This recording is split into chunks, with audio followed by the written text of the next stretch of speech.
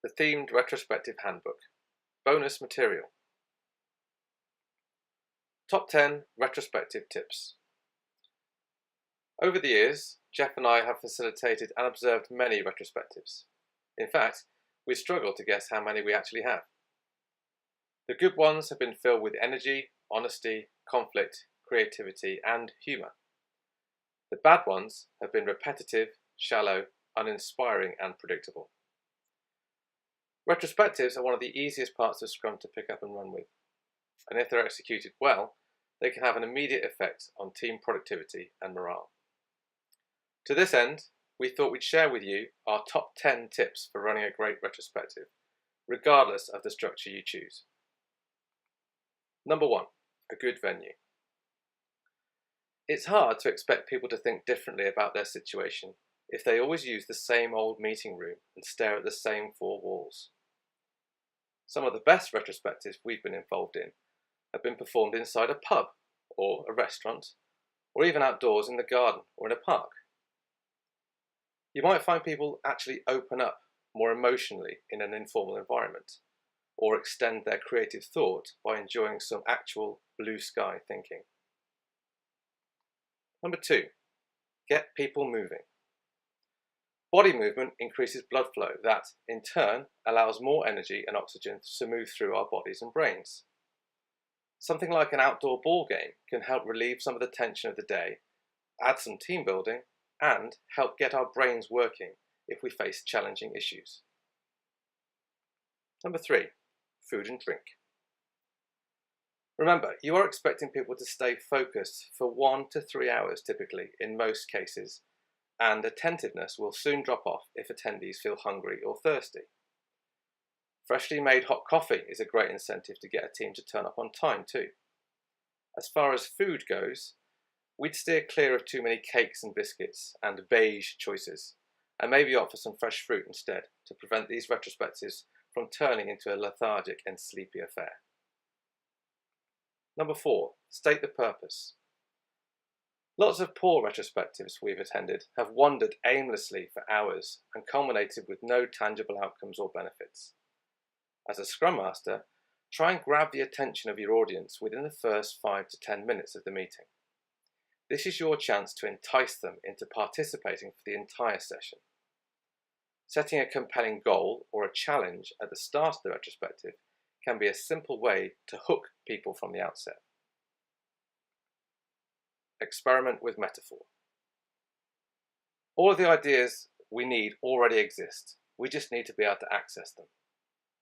Some people truly believe that they are not creative at all. By introducing a metaphor, you can actually allow people to think about a problem or situation differently, and that might stimulate a more natural and spontaneous response. Some examples that we have used involve asking questions like, if this sprint was an animal, what would it be?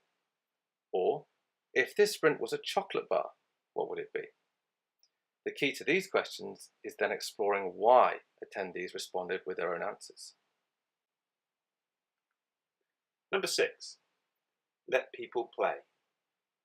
We feel safer if we feel like we're playing, so try introducing some games into the retrospective. We've had success with word association games, role-playing scenarios, and even some board games. Equally, playing with toys such as Lego blocks or modelling clay will access different parts of the human brain and might help stimulate some different thoughts. Number 7, encourage healthy conflict.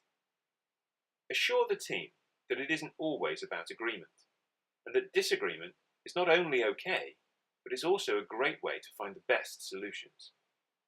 Premature consensus actually reduces the quality of the output, so perhaps introduce an element of ritual dissent, where team members are actively encouraged to take turns dissembling ideas and finding all the reasons why they won't work. Number 8, keep things varied. One of the biggest complaints we hear about retrospectives is that they become boring, as the Scrum Master runs out of novel ways to run them or techniques to employ. Asking the same questions at every retrospective can quickly become tedious, so do anything you can to keep them fresh. Some simple ideas to help include having a specific theme for each retrospective, such as the ones we've just described in this course, perhaps changing the location, even having a guest speaker, or using a different metaphor, or maybe even bringing in an alternative facilitator. Number 9. Reflect on facts. Encourage everyone on the team to move past just plain facts and tap into how the situation is affecting them and others.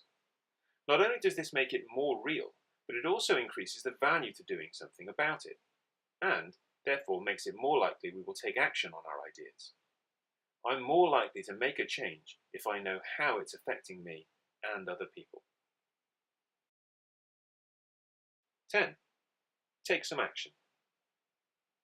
Don't let the retrospective turn into a town hall meeting where everyone just gets to air their grievances and complain about what's not working.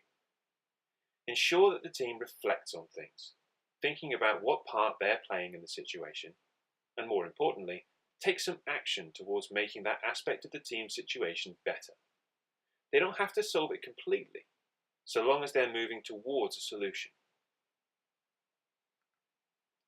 We hope you've enjoyed these tips, and we challenge you to find some ways to incorporate them into your next retrospective.